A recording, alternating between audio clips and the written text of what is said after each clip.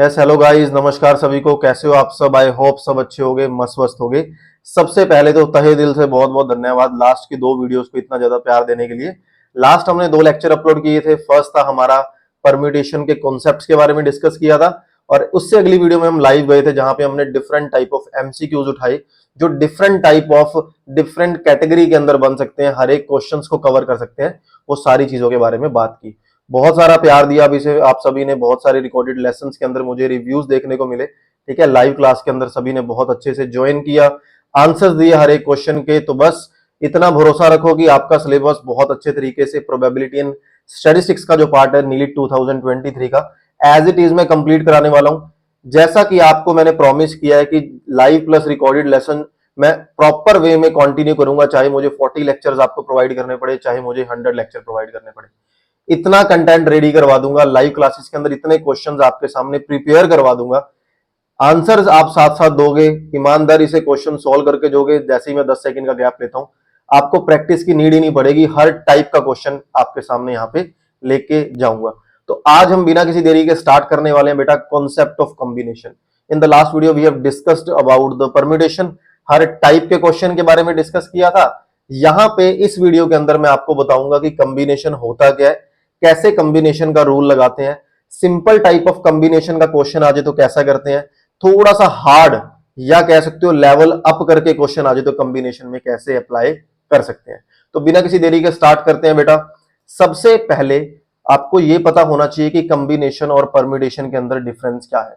और बहुत सारे बच्चों के रिव्यूज आते हैं, बहुत सारी चीजें मैं बार बार फेस करता हूं हर साल जब भी मैं प्रोबेबिलिटी एंड स्टैटिस्टिक्स बच्चों को करवाता हूं, चाहे वो आपके एग्जाम के अंदर हो या फिर आपके आईटी के अंदर हो, है ना। बहुत सारे बच्चे इस चीज को फेस करते हैं कि क्वेश्चन रीड आउट करके परम्यूटेशन और कॉम्बिनेशन में डिफरेंस पता करना। तो सबसे पहले मैं कॉन्सेप्ट बताता हूं कैसे डिफरेंस पता करोगे, एंड देन न्यूमेरिकल में तो सिर्फ एक फॉर्मूले का ही डिफरेंस है। ठीक है जी। तो सबसे पहले तो बेटा जैसा कि आप सब जानते हो, परम्यूटेशन में हम लोग किसके पीछे भागते थे? परम्यूटेशन में हम लोग भागते थे अरेंजमेंट की तरफ, यानी कि number of the ways of the arrangement, कि कितने लोगों को हम कितने तरीकों से बिठा सकते हैं, कितने तरीकों से अरेंज कर सकते हैं। अब यहां पे कॉम्बिनेशन के अंदर जो बात की जाएगी, और मैं आपको ऐसे कुछ कीवर्ड्स बताऊंगा कि अगर वो कीवर्ड आपको क्वेश्चन में देखने को मिल गए तो 101% कॉम्बिनेशन का क्वेश्चन है। देखो बेटा, कॉम्बिनेशन के अंदर क्या होता है, जब भी हम अरेंजमेंट की तरफ ना भागे, हम सिलेक्शन की तरफ भागें, यानी कि हमें कुछ पर्संस को चूज करने की बात की जा रही है, तब हम वहां पे कॉम्बिनेशन का यूज करेंगे। कॉम्बिनेशन को ऑर्डर से कोई फर्क नहीं पड़ता है, परम्यूटेशन को ऑर्डर से फर्क पड़ता है। कैसे? मैं क्या कहने की कोशिश कर रहा हूं आपको। देखो, सिलेक्शन की बात की जाए, किसी भी चीज की कमेटी बनाई जाए, किसी भी चीज की टीम बनाई जाए, ये वो कीवर्ड है। जब भी आपको किसी क्वेश्चन में दिखे तो समझ जाओ आंख बंद करके कि कॉम्बिनेशन का क्वेश्चन है। ठीक है। अब जैसे एक छोटे से एग्जांपल से आप सभी को समझाता हूं सो दैट अच्छे से क्लियर हो पाए सभी को। देखो, मान लो मैंने आपको बोला कि ए, बी और सी, इन तीन लेटर्स का यूज करके आप total number of the arrangements बता दो। आप क्या करोगे?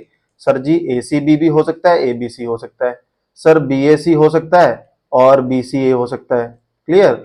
आप कहोगे सर सी ए भी हो सकता है और सी बी ए हो सकता है। तो total number of the arrangement कितने हो गए बेटा? 6 वेज। और जिसको हमने तरीका क्या पढ़ा था कि तीन मेरे पास लेटर है, तीन ही पोजीशन है, तो आंसर क्या आ गया यहाँ? Permutation, sorry, 3 factorial by 3 minus 3, 0 factorial, that is 6। तो ऑब्वियस ही बात है यही आंसर निकल के आएगा। लेकिन अगर मैं बात करूं कॉम्बिनेशन की, कॉम्बिनेशन बोलता है एबीसी की सिलेक्शन, उसको अरेंजमेंट से फर्क ही नहीं पड़ रहा बेटा, उसको अरेंजमेंट से फर्क ही नहीं पड़ रहा। तो number of the ways according to the combination, वो कह रहा है उसको बैठने से फर्क नहीं पड़ता कौन बंदा कहां बैठा है, चूज करने हैं बस। तीन में से तीन बंदे कैसे चूज करोगे बेटा? एक ही तरीके से चूज करोगे, कोई और मेथड है ही नहीं। मैं आपको बोलूं कि तीन लोग हैं, ठीक है जी, तीन लोग में से तीन लोग आपने चूज करने हैं। आप कहोगे सर तीन में से तीन ही करना है, तो एक ही तरीका है। मैं पहले किसको चूज कर रहा हूं, दूसरा किसको कर रहा हूं, तीसरा, फर्क ही नहीं पड़ रहा उस चीज से। उस चीज से तो फर्क ही नहीं पड़ रहा, हमें तीन बंदे चूज करने की बात कर रहा है। क्लियर? तो वहां कॉम्बिनेशन का यूज होगा। अब कॉम्बिनेशन का फॉर्मूला, कॉम्बिनेशन किससे रिप्रेजेंट होता है बेटा? सी से, that is NCR, where n is the total number of the observations, r is the random, कि जितनी क्वांटिटी की हमें बात करनी है। Favourable case in the sense, अगर शॉर्टकट में मैं आपको बताऊं, अब जैसे यहाँ पे 3 ही बंदे हैं, मुझे 3 ही चूज करने हैं, तो 3C3 का फॉर्मूला हो जाएगा बेटा n फैक्टोरियल बाय में n माइनस आर, ये तो परम्यूटेशन का ही था, साथ में क्या अटैच कर दोगे, एक r फैक्टोरियल और अटैच कर दोगे, तो वेयर दिस इज 3 फैक्टोरियल और r फैक्टोरियल यानी कि 3 फैक्टोरियल, 3 माइनस 3 0 फैक्टोरियल। तो आंसर क्या निकल के आ गया बेटा, 1 निकल आया ना। तो this is the difference between permutation and combination. तो ये बात समझ आई। तो सबसे पहले आज मैंने आपको बताया कि कॉम्बिनेशन होता क्या है। सबसे बेसिक फॉर्मूला कॉम्बिनेशन का हमने पढ़ा, that is NCR is equal to n factorial divide by r factorial और n माइनस r फैक्टोरियल। यही करी बेटा बात, यही बात करी हमने। अब दूसरा सबसे इंपॉर्टेंट फॉर्मूला, दो आपको बेसिक फॉर्मूलाज बता के जाता हूं। अगर आपका क्वेश्चन वर्ड प्रॉब्लम ना आया, न्यूमेरिकल प्रॉब्लम आया, या चीज आपको जो डेफिनेटली पता होनी चाहिए कि जब भी दो कॉम्बिनेशन को इक्वल रखा जाता है बेटा, मान लो NCA is equal to NCB, ये सिर्फ तभी हो सकते हैं इफ एंड ओनली इफ, पहला केस या तो A B के इक्वल होना चाहिए, जैसे 9C2 is always equal to 9C2 बस, या फिर A प्लस B की वैल्यू N के इक्वल होनी चाहिए। इसके अलावा कोई तीसरा केस बन के आएगा ही नहीं। जैसे मान लो बेटा मैं 3C2 ओपन कर लूं या मैं 3C1, क्या ये दोनों इक्वल हैं? नहीं, इक्वल नहीं है, क्योंकि यहां पे R की वैल्यू चेंज है, पर इनकी वैल्यू हमेशा सेम आएगी। कैसे? क्योंकि मुझे पता है कि 2 प्लस में 1 कितना आ रहा है बेटा, 3 आ रहा है, तो इनकी वैल्यू हमेशा सेम आएगी। क्योंकि इसको कैसे ओपन करेंगे, 3 फैक्टोरियल बाय 2 फैक्टोरियल और 3 माइनस 2 1 फैक्टोरियल। इधर देखो बेटा 3 फैक्टोरियल 1 फैक्टोरियल और 3 माइनस 1 2 फैक्टोरियल, तो वैल्यू तो सेम ही निकल के आ गई। तो दो केस कौन कौन से हमने डिस्कस किए, जब ए और बी की एडिशन एन के इक्वल हो और जब ए और बी इक्वल हो, तभी दो कॉम्बिनेशन इक्वल होंगे, अदरवाइज नहीं। तीसरा फॉर्मूला बेटा, तीसरा फॉर्मूला ये आपको पता होना चाहिए, अगर आप दो कॉम्बिनेशंस को ऐड कर रहे हो, फॉर एग्जांपल NCR और NCR माइनस 1, लेकिन उस ऐड करने में एक कंडीशन यहां लगा रहा हूं कि n की वैल्यू अगर सेम है और r की वैल्यू एक से दूसरी कम है, मतलब एक 9 दे रखी है तो दूसरी 10 है, तो इन दोनों को ऐड करके हमेशा क्या आएगा, n की वैल्यू तो एक बढ़ा दो और r की वैल्यू बड़े वाली चूज कर लो, तो इनका आंसर हमेशा सेम आएगा। अब मैं इसका अगर एग्जांपल दूं तो मैं ये कहना चाहता हूं बेटा NC2 प्लस, मतलब 9C2 प्लस 9C3 अगर आ गया, तो ये आंसर हमेशा क्या निकल के आएगा, 10C3। n को तो बढ़ा दो, r बड़े वाला चूज कर लो, ठीक है। और ये सिर्फ तब होगा बेटा जब r के बीच में डिफरेंस एक का और n की वैल्यू हमेशा सेम हो। तो ये तीन फॉर्मूलाज आपको हमेशा ध्यान रखने हैं कॉम्बिनेशन। क्लियर? आई होप आपको कॉम्बिनेशन का बेसिक समझ आया कि मैं क्या कहने की आपको कोशिश कर रहा हूं। फिर भी एक छोटा सा एक रियल लाइफ से एग्जांपल जुड़ा हुआ लेते हैं, सो दैट आपको टॉपिक क्लियर हो पाए। जैसे बेटा मैंने आपको बोला कि 4 पर्संस हैं, मुझे 2 बंदों की टीम बनानी है, इसमें से चूज कर रहे करके, क्या मैंने तुम्हें ऐसा बोला कि पहला बंदा कब आए, कौन आए, दूसरा बंदा कौन आए? मैंने कुछ नहीं बोला ना।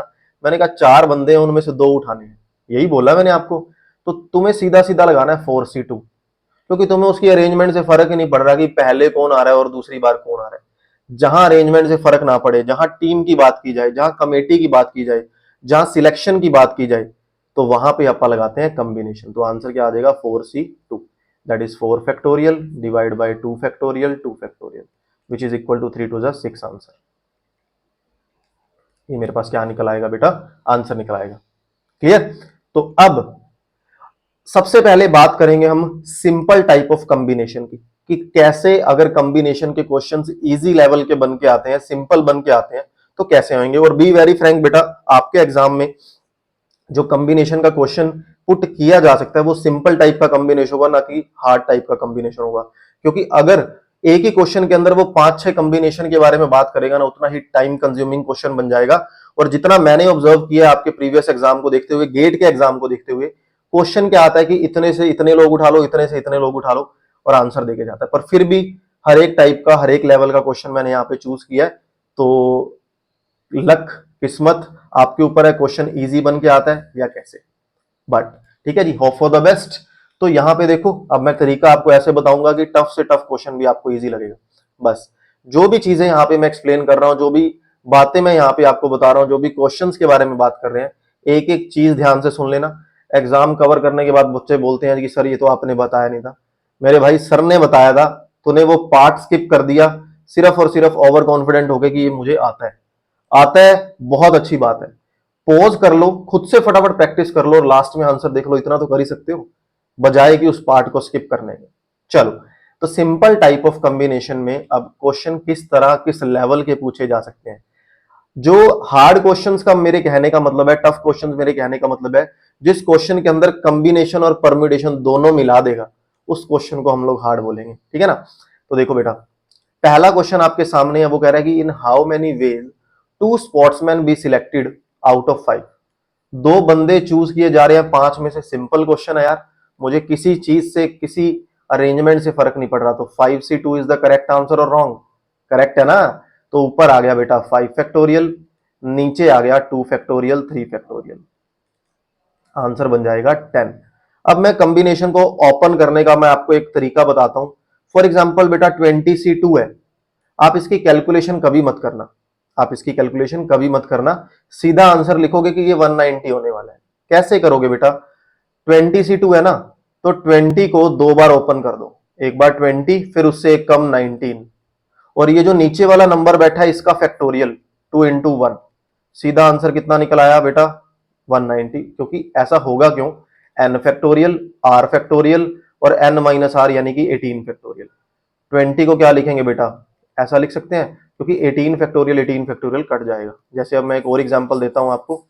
मान लो आपको कोई ऐसा बोले कि 100C3 ओपन करके दिखाओ, तो आप क्या करो, 100 को 3 बार लिख दो, 100 इंटू 99 इंटू 98, और नीचे 3 फैक्टोरियल ओपन कर दो। यही आंसर है, क्योंकि ऑटोमेटिक 97 फैक्टोरियल तो कट ही होने वाला है। तो इस तरीके से हमेशा अपने माइंड में ध्यान रखोगे।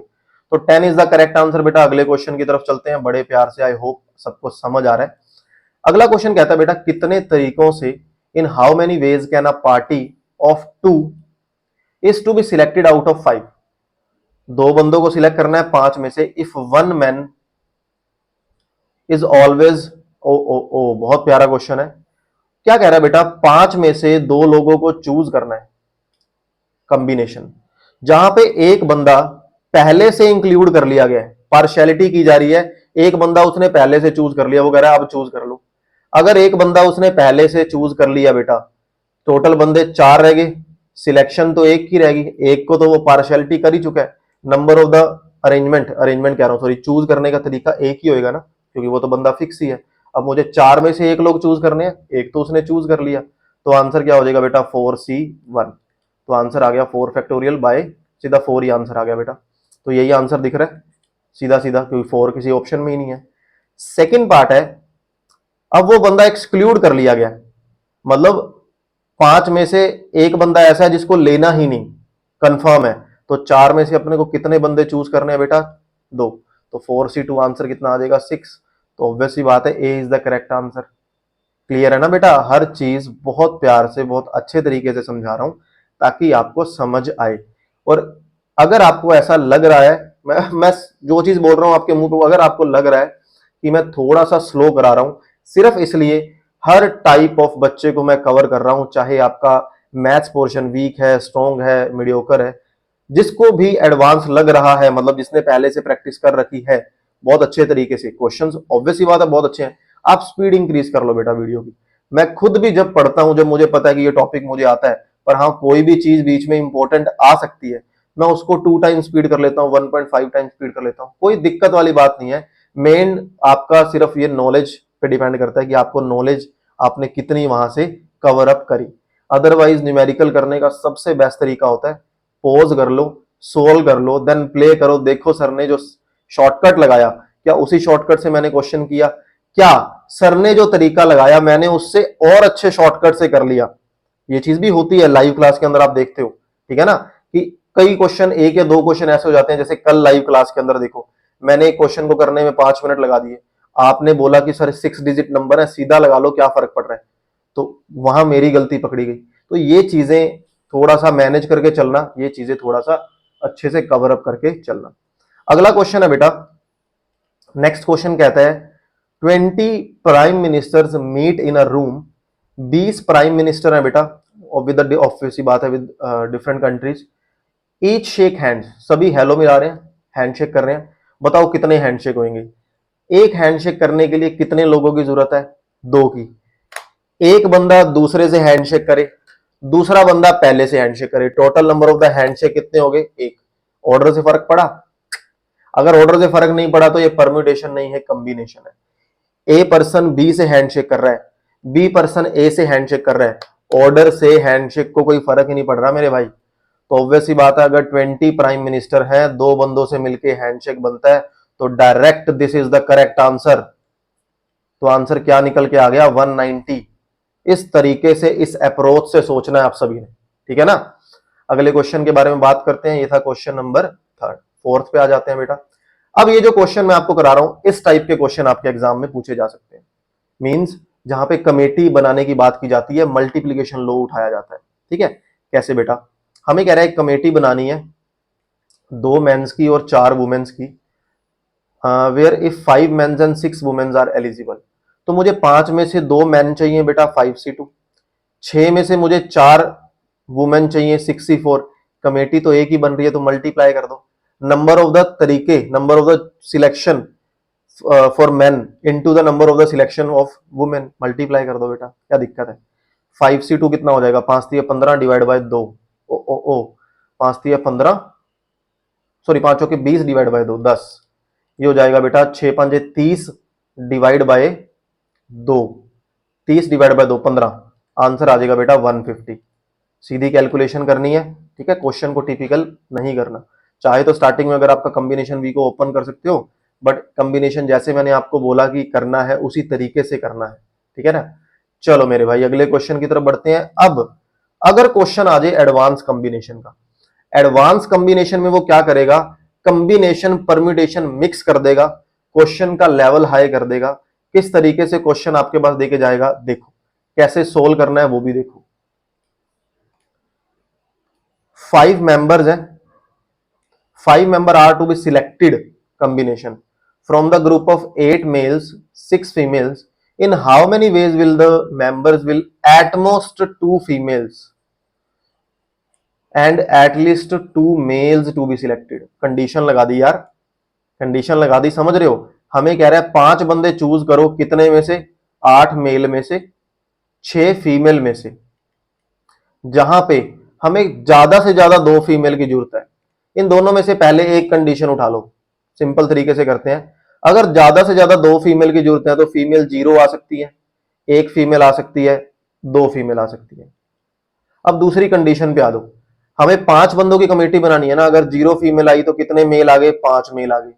यहाँ पे 4 मेल आएंगे तभी 5 की कमेटी पूरी होगी, 3 मेल आएंगे तभी 5 की कमेटी पूरी होगी।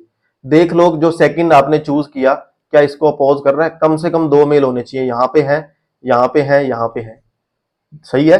अगर ऐसा कुछ केस आ जाता ना कि 1 मेल ऐसा कुछ भी, तो आप उसको नेग्लेक्ट कर देते केस को, उसको काउंट ही ना करते, क्योंकि एक मेल, हमें कम से कम 2 मेल चाहिए ही चाहिए। पर यहाँ पे आया ही नहीं, कोई दिक्कत वाली बात नहीं है। अब देखो बेटा, ये पहला केस है, ये दूसरा केस है, ये तीसरा केस है। मैंने आपको हमेशा समझाया है, जब भी केसेस वाला क्वेश्चन आता है, हर एक केस के कॉम्बिनेशंस को हमेशा क्या किया जाता है? ऐड किया जाता है। Means number of the veg हो चाहे नंबर ऑफ द सिलेक्शंस हो, हमेशा ऐड किया जाता है। देखो बेटा, मेल चूज करने हैं 5, 8 में से 5 चूज करने हैं, फीमेल है ही नहीं। फीमेल चूज करनी है 6 में से 1, और मेल चूज करने हैं 8 में से 4।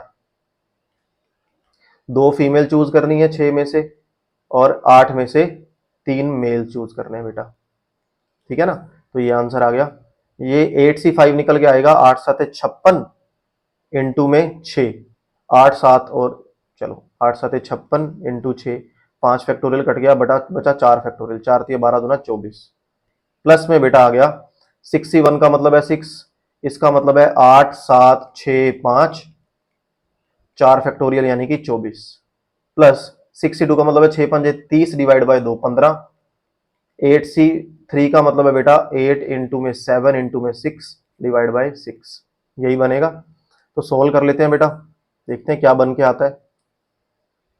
6 चौके 24, 4 एकम 4, 4 चौके 16, यही है 14 आंसर आ गया। प्लस 6 चौके 24, 4 आ गया बेटा यहाँ पे, 2 तिया 6, 2 दूना 4, 2 चौके 8, तो आंसर आ गया बेटा 7 पंजे 35 इंटू 4 तिया 12, प्लस 6 से 6 कट गया बेटा, 8 सते 56 इंटू में 15, ये बन गया बेटा। तो चेक कर लेते हैं, ये हो जाएगा 14, ये हो जाएगा 35 गुना 10, 350 प्लस में 70, 420, ये हो जाएगा बेटा 560, 56 गुना 10 560, 56 गुना में 5, 5 पंजे 25, 250 और 6 पंजे 30, तो ये आ गया बेटा 0, 6 3 9 14, 5 7 8, 840, तो आंसर निकल के आया बेटा 004। ओ कुछ गलती हुई है क्या? 6 चौके 24, 4 एकम 4, मुझे छोटी सी मिस्टेक लग रही है, चेक करते हैं बेटा एक बारी। 8 फैक्टोरियल, चलो चेक करते हैं आंसर क्या आ रहा है एक बारी। 4 आ गया, 4 और 2 6, 6 और 1 7, और ये आ गया 8 4 12 और 1 13, नहीं आंसर मैच नहीं कर रहा ना, कहीं पे कुछ मिस्टेक हुई है बेटा, इसको ठीक कर लेते हैं एक बारी, देखते हैं। 1 मिनट बेटा, इसको थोड़ा सा ठीक कर रहा हूं मैं, हो सकता है कहीं पे मिस्टेक हुई है। 5 बंदों की कमेटी बनानी थी, 0 फीमेल, तो 8 में से 5 मेल उठा लिए, और 6 में से 1 फीमेल, 8 में से 4 मेल, 8 में से 3 मेल, 6 में से 2, बिल्कुल ठीक है। तो 8C5 निकल के आएगा, 8 इंटू में 7 इंटू में 6 डिवाइड बाई 6। ओ यहाँ 56 आएगा बेटा, यहाँ गलती हुई है, यहाँ 56 आएगा, यहाँ पे था 420, यहाँ पे था 840, यहाँ गलती हुई है बेटा, यहाँ गलती हुई है, तो ये आ गया 6, 5 और 2 7, 7 और 4 11, 8 और 4 12 और 1 13, 1316 इज द करेक्ट आंसर, तो डी ऑप्शन करेक्ट हो जाएगा। ठीक है, तो यहां गलती हुई थी, इसको अपन ने ठीक कर लिया। अब देखो बेटा अगला क्वेश्चन कहता है, in a class there are 10 students, 10 बच्चे हैं, it was divided into the 2 groups A and B, the number of the students in group A should be 4, the number of the students in group B should be 6, कितने तरीकों से group बनेगा? ध्यान से करना है क्वेश्चन में, बहुत बच्चे गलती करते हैं। 10 स्टूडेंट है बेटा टोटल, 10 स्टूडेंट है टोटल, उनमें से हमें ए और बी 2 ग्रुप में डिवाइड करने हैं। ए ग्रुप में मुझे 4 लोग चाहिए, बी ग्रुप में मुझे 6 लोग चाहिए। मैं सीधा आंसर लिखूं, 10 में से 4 और 10 में से 6 लोग चाहिए। अब आप लोग कहोगे कि सर ये कैसे लिख दिया? मुझे ए में 4 लोग चाहिए, 10 में से मैंने 6 उठा लिए, फिर बी में से 6 चाहिए, मैंने 10 में से 6 उठा लिए। ऐसा क्वेश्चन आए तो कैसे हैंडल करना है? अब 6 + 4 तो 10 ही आ रहा है, तो मैं इसको ऐसा लिख सकता हूं, डबल ऑफ 10 से 6, एक ही बात है, क्योंकि दोनों तो सेम ही वैल्यूज हैं। तो ये हो जाएगा बेटा 2 into 10 into 9 into 8 into 7, 6 factorial cut जाएगा, नीचे 4 फैक्टोरियल रह गया, 4 दूना 8, तो 2 गया बेटा, 4 गया 8 के साथ, 3 गया 3 के साथ, 7 या 21, 420 आंसर निकल आया। अब बहुत सारे बच्चों को इस चीज में प्रॉब्लम फेस हो रही होगी, सर आपने क्वेश्चन कैसे किया? तो एक बार आप लोग देखो बेटा, देखो वो कह रहा है कि 10 में से 2 ग्रुप बनाने हैं, ए ग्रुप और बी ग्रुप। ऐसा भी तो हो सकता है ना, पहले ग्रुप ए बने बाद में ग्रुप बी बने, ऐसा भी तो हो सकता है बेटा, पहले ग्रुप बी बने बाद में ग्रुप ए बने। डन है, कोई दिक्कत वाली बात? अगर ग्रुप ए बनता है, ग्रुप ए में 4 लोग चाहिए, ग्रुप ए में बेटा 4 लोग चाहिए, तो 10 में से 4 लोग मैंने चूज कर लिए, क्लियर? बचे हुए कितने रह गए? 6, मुझे बी में कितने चाहिए? 6, तो आंसर कितना निकल आया बेटा? 10C4, 66 तो 1 ही होता है। अगर बी ग्रुप पहले बनता तो 10C6 होता, और ए में कितने चाहिए? 4, 4 में से 4 लोग ही चूज करने हैं, आंसर कितना आ गया बेटा? 10C6, तो दोनों को ऐड कर दो, मैंने तो वही कर दिया। समझ आ रही है? तो यहां पे इसने गेम ये खेलने की कोशिश की, हो सकता है पहले ग्रुप ए बने बाद में बी, हो सकता है पहले बी बने बाद में ए, तो यहां पे ये गेम अपन ने खेली। अगले क्वेश्चन की तरफ चलते हैं, बड़ा प्यारा क्वेश्चन था बेटा, बहुत प्यारा क्वेश्चन था। अरे भैया बहुत बहुत प्यारा क्वेश्चन है। लास्ट 2 क्वेश्चन हो रहे हैं, एक क्वेश्चन मैं आपके लिए छोड़ के जाऊंगा, ये वाला क्वेश्चन मैंने लाइव क्लास के अंदर पहले कराया हुआ है, तो इसको देखेंगे एक बारी। लास्ट 2020 के अंदर भी इस क्वेश्चन को मैंने उठाया था, जो लास्ट क्वेश्चन है। देखो बेटा, how many numbers are there between 100 to 1000, कितने नंबर्स हो सकते हैं if exactly one of the digit 2 होना ही चाहिए, जहां डिजिट रिपीटिशन अलाउड नहीं है। बेटा ऑब्वियस ही बात है, अगर 100 से लेके 1000 के बीच के नंबर है तो 3 डिजिट नंबर है। वो कह रहा है 2 हमेशा होगा ही होगा, यहां 3 केस लेने पड़ेंगे, अदरवाइज क्वेश्चन हो ही नहीं सकता। अगर 2 होगा ही होगा, 2 बेटा यहां भी हो सकता है, यहां भी हो सकता है, यहां भी हो सकता है। ठीक है, तो पहला केस, दूसरा केस और तीसरा केस, तीनों के आंसर्स को हम क्या कर देंगे, ऐड। अगर 2 यहां बैठ गया, मैथ डिजिट के अकॉर्डिंग कितने डिजिट्स रह गए बेटा, 9। उनमें से 8 को हम यहां बिठा सकते हैं, 0 को छोड़ के। ठीक, 8 को हम यहां बिठा सकते हैं, बाकी बचे हुए 8, क्योंकि एक इधर आ गया, एक इधर आ गया, और ये 2 कितने तरीकों से चूज किया जा रहा है बेटा, एक तरीकों से। तो आंसर कितना आया, 64। सेम, अगर एक नंबर यहां आ गया, यहां पे 9 बचे, लेकिन 8 रख सकते हैं क्योंकि 0 नहीं आ सकता। 2 कितने तरीकों से चूज किया जा रहा है, एक तरीके से, बचे हुए फिर कितने रह गए बेटा, 8। यहां पे अगर 2 आ गया, बचे हुए डिजिट 9 है, यहां पे 0 आ सकता है, 9 आ गया, यहां पे 8 आ गया, और ये एक तरीके से चूज किया जाएगा, 72। तो आंसर आ गया 4 4 8 और 2 10, 7 दूना 14 और 6 20। तो 200 is the correct answer. 200 is the correct answer. I hope अच्छे से क्लियर हो रहा है। ठीक है, ये था question number 7। Now last question, बहुत ही प्यारा, बहुत ही अल्टीमेट, कंबिनेशन विद रिपीटिशन का क्वेश्चन। लिख लेना, ये क्वेश्चन बहुत इंपॉर्टेंट है।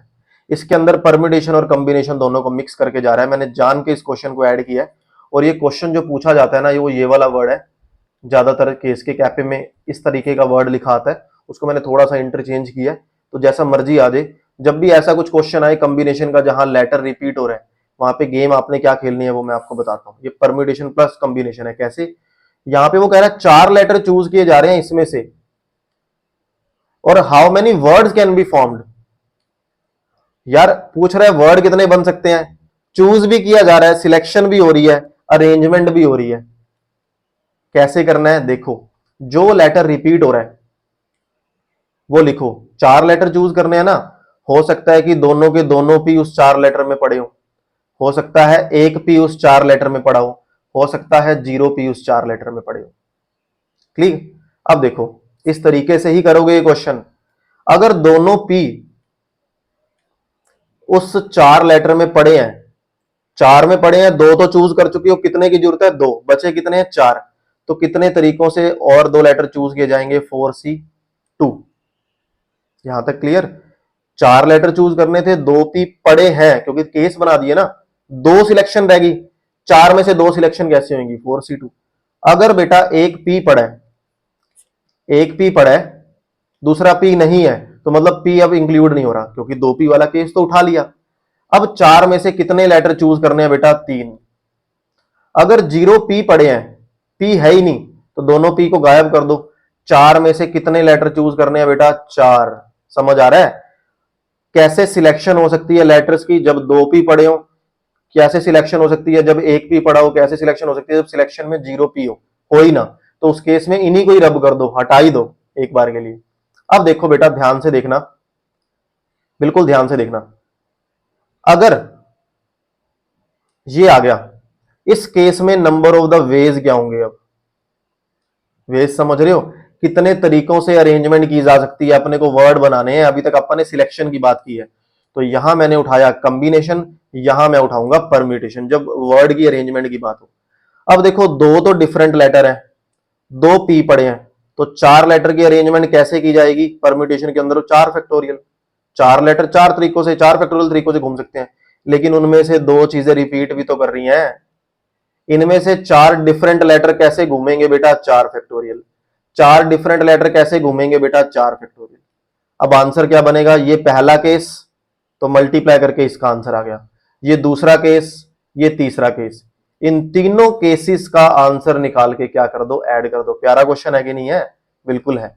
तो वो देखते हैं बेटा, 4C2 की वैल्यू हो गई यहां पे 4 तिया 12 डिवाइड बाय 2 6 मल्टीप्लाइड बाय 3 दूना 4 तिया 12 आंसर आ गया यहां से।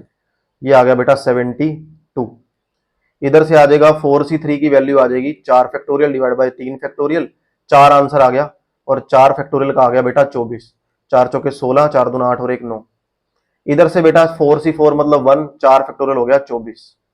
तो आंसर ऐड कर दो, 72 प्लस 96 प्लस 24, तीनों का आंसर ऐड कर दिया जाए, 6 2 8 और 4 12, 1 9 और 1 10 और 2 12, 12 और 7 19, 192 इज द करेक्ट आंसर।